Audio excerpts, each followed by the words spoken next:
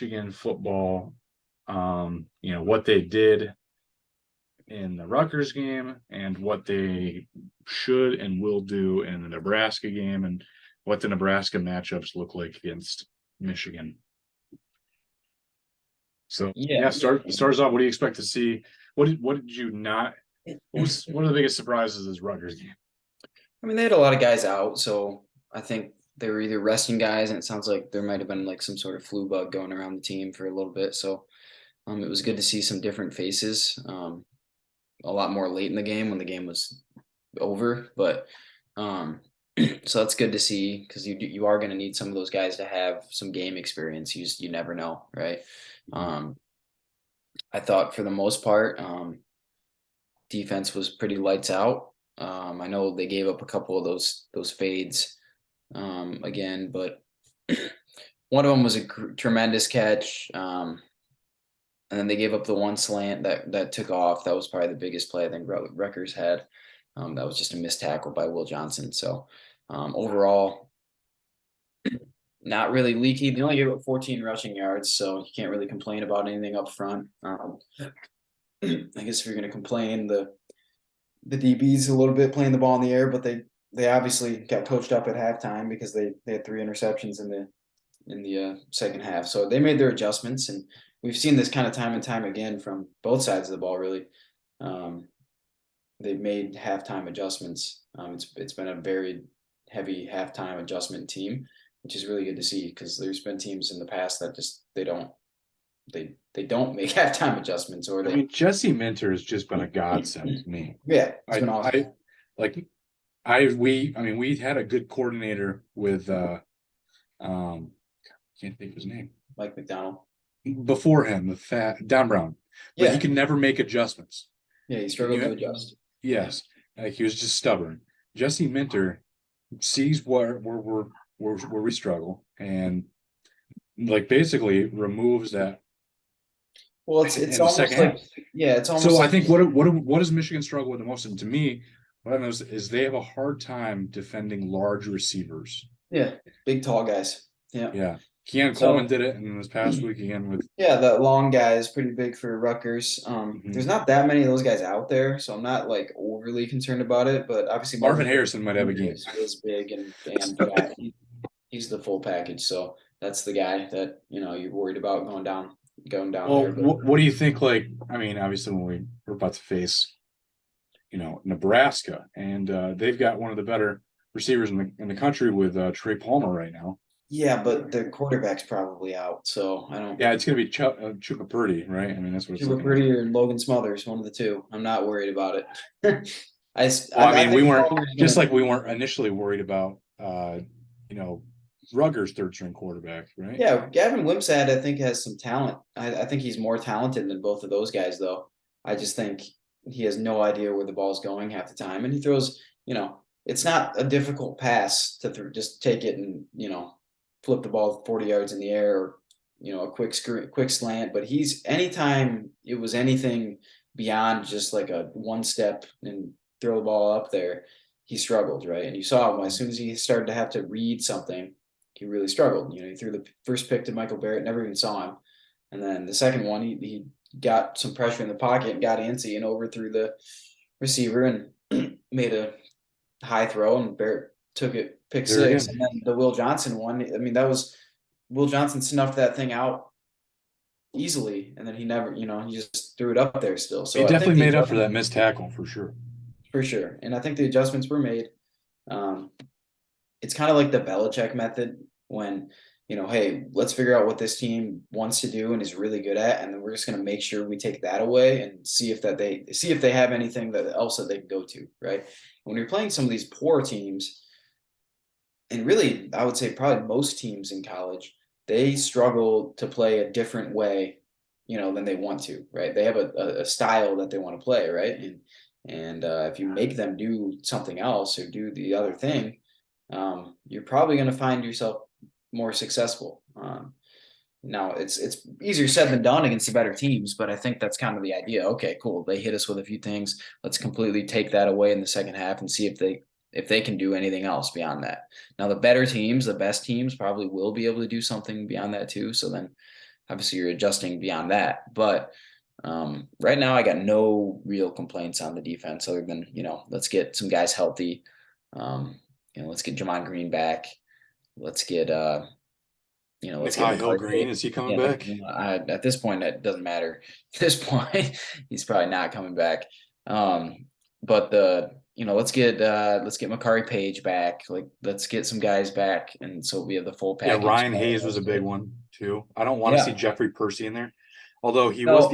was the only player for Michigan's offense to play 100% of snaps. He went 83 Yep. of 83. And upon rewatch, he wasn't that bad. He was very good in pass protection. He was I wouldn't say he was horrendous in run blocking, but you could see there was a very steep drop off. Stark difference between him and Ryan Hayes. Correct, but Percy's 6'8" and 309 pounds, right? He's probably 30 pounds too light to really be playing right now.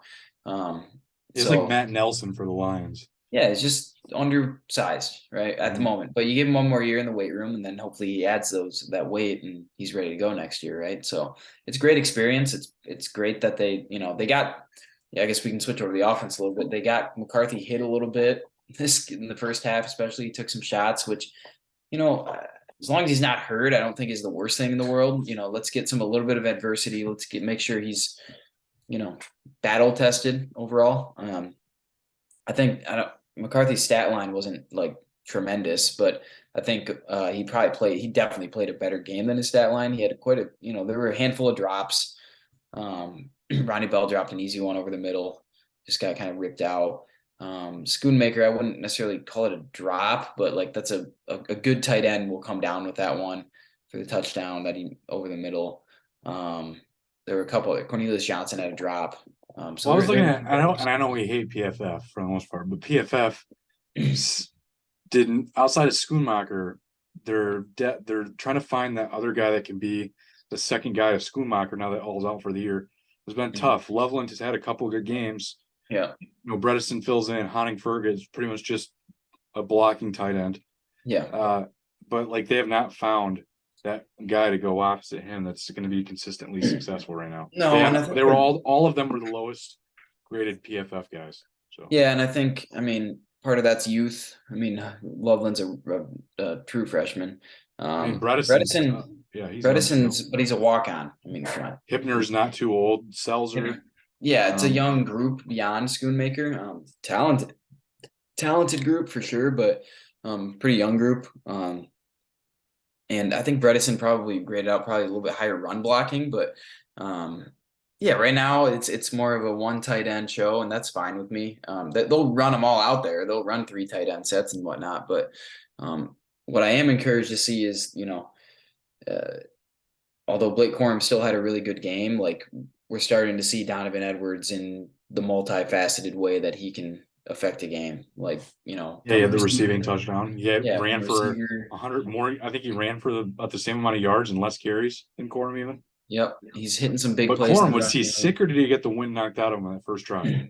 He said after the game, he might have been sick. Who knows? He didn't say anything about it, but he said that sometimes he just gets like the wind knocked out, or he just gets, struggles breathing every once in a while. So he threw up and he was fine. I don't think it's that big. I know this isn't the first game he's also done that before, but the other ones looked more reminiscent of he got drilled. Right. Yeah, I'm not worried about him. But it would be good, for in this game, if you can take a little bit off his plate. Like, you still want him to get his and stay in rhythm and get his, and really, he's a Heisman candidate right now. So you'd like, to still get him in the end zone a few times and get him his numbers. But you also need to make sure he's healthy for Ohio State. That's the biggest thing, because he wasn't healthy going in that game last year. And, we didn't need him, but against Ohio State, we're going to need him. That's a big. And I feel pretty good about our defensive line here against Nebraska. I know we could try to talk about Nebraska a little bit here.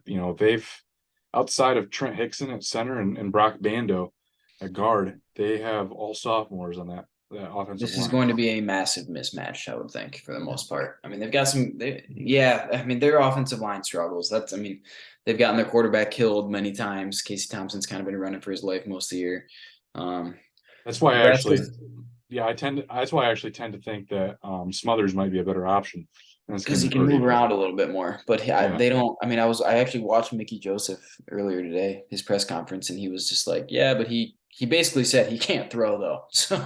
So I don't know. I do like Mickey Joseph is not a guy to shy away. My goodness. no, he's very open. He'll tell you what you very think. He's open and direct. honest. He's very open and honest. But yeah, I mean, I think with Casey Thompson, they have some explosiveness on offense for sure. I like who's the running back? Anthony Grant. Grant's good. Even Jacques Hesian. Yeah, they've fills got some in. a couple good backs, and I do like Trey Palmer as a receiver. He's an LSU transfer. He's explosive, but without him, And they have Michigan transfer Oliver Martin. They do. He sort of gets some Michigan to Iowa to Nebraska. Yeah. Yeah, he's been around. Next year Purdue, but He's gonna got- get all the way around the gotta Big Ten. Pokemon, got to catch them all. Yeah. But without him, I'm not really all that concerned with us on defense. What I want to see is just they definitely made a concerted effort on offense this past game to throw the ball more downfield. Most part of it's probably due to Rutgers being more aggressive and playing one high safety instead of just sitting back and playing 20 yards deep and just letting you run down their throats. Greg Schiano just wasn't going to do that, right? So with that comes maybe a little bit less efficiency if you're trying to throw the ball and hit the deep shots. But what it does is it kind of opens some things up a little bit more. I still think Andrell Anthony could have caught that deep ball that JJ missed. Yes, the throw could have been a little bit better, but they threw one down to Moran Walker. I don't know how he dropped that. That was a perfect throw. It's inexperience. I mean, I was He's interested in freshman, seeing Moriana Walker and Tyler Morris out there so early in this Tyler game. Morris had a nice catch on third down. It was a great play. He did. They hit a couple. They hit one pretty far downfield to Edwards before the touchdown grab as well. They took that shot downfield to Ronnie Bell that he dropped. So they're definitely made a conscious effort to get the ball down the field, and I want to continue to see it. We're gonna, they're gonna, if they start hitting those, they're gonna be very difficult to defend. They're already tough to defend, just with the running game and JJ in the run game, and some of the things that he's been doing in the passing game overall. But I think you start hitting some of those downfield shots, I really think they're going to be I think that's the key to really kind of opening this thing up before we get here down the stretch. So, but overall, I mean, no real complaints against Rutgers. They scored on special teams, but that was a pretty good, well schemed up play by Schiano there on special teams, and other than that, it was pretty much a blowout. I mean, statistically, it was a destruction again. So. But they stayed in the game for a half, and that's kind of what I think we even kind of talked about how we might think this would be a little bit closer for a while, because they gave them a game last year for sure. They're always a little pesky, but that's where you just see the difference in, even Mike McDonald did too, but even Jesse Minter's ability to adjust in game halftime adjustments. Yep. It's significantly better than Don Brown, and Don Brown already had a reputation of being a good coordinator. But I think I was also, I know I was actually looking at snap counts in this game, and then I remembered, I'm like, we actually did see a lot of Joshua Nichols in that game as well too. Joshua Nichols played quite a bit in this game. Yep. And I felt like he did a nice job kind of having to fill in, in the safety position and a corner with Javon Green being out. Yep. They rotated a lot of DBs. Quentin Johnson played quite a bit too. Jimmy Rolder got in there too. Yeah, Jimmy Rolder got a little more run than he had. That's because Kalel Mullings was out this game. Kalel Mullings was out, but I again, I think, and they rotated a bunch of the guys up front. Cam Good got a sack, even though he's normally bad, not good. So Pollard was out there a bit.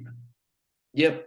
So they definitely did some things to get a lot of guys some play, which is good. That's what you want late in the year. You got to have other guys step up because everybody's banged up right now, right? You've already had your bye week too. You can't, you're not waiting that one, to get to that week where you get 2 weeks.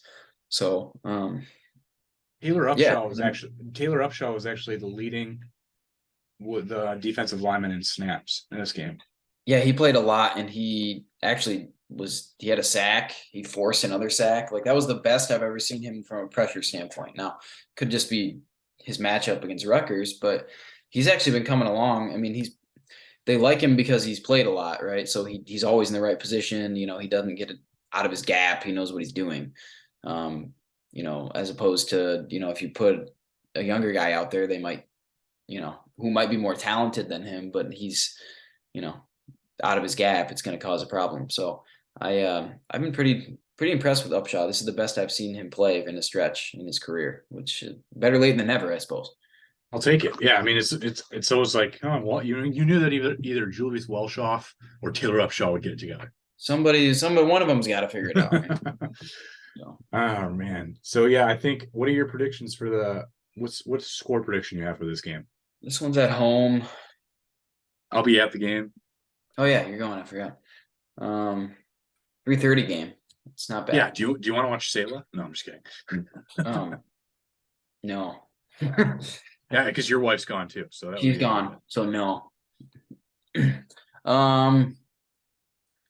this is tough because I was off. Actually, I wasn't that far off. You said 56-3, but I mean, they did score about 56. So I was pretty close on the offensive output there.